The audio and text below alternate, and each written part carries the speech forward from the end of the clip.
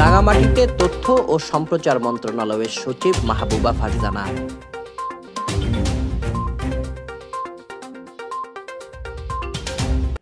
পার্বত্য অঞ্চলের দুর্গম এলাকার নারীদের স্বাস্থ্যসেবা নিশ্চিত করতে আমাদের আরও বেশি কাজ করতে হবে বলে জানিয়েছেন তথ্য ও সম্প্রচার মন্ত্রণালয়ের সচিব মাহবুবা ফারজানা। তিনি বলেন, তরুণদের হাত ধরেই আমাদের দেশ বদলাতে শুরু করেছে। তাদের এই সাফল্য ধরে রাখতে হবে। শিশু কিশোর কিশোরী ও নারী উন্নয়নে সচেতনতায় তরুণদের কাজে লাগাতে হবে বলে মন্তব্য করেন তিনি। তথ্য ও সম্প্রচার মন্ত্রণালয়ের শিশু কিশোর কিশোরী ও নারী উন্নয়নে সচেতনতামূলক প্রচার কার্যক্রম প্রকল্পের তারুণ্যের উৎসব ও বহিরাঙ্গন অনুষ্ঠানে একথা বলেন তিনি।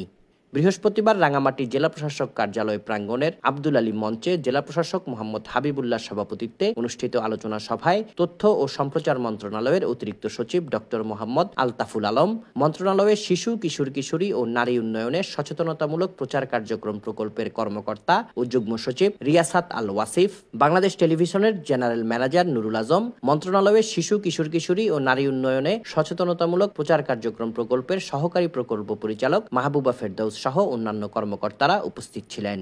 পরে তারুণ্যের উৎসব ও বহিরাঙ্গন অনুষ্ঠান নিয়ে মনোজ্ঞ সাংস্কৃতিক অনুষ্ঠান অনুষ্ঠিত হয়।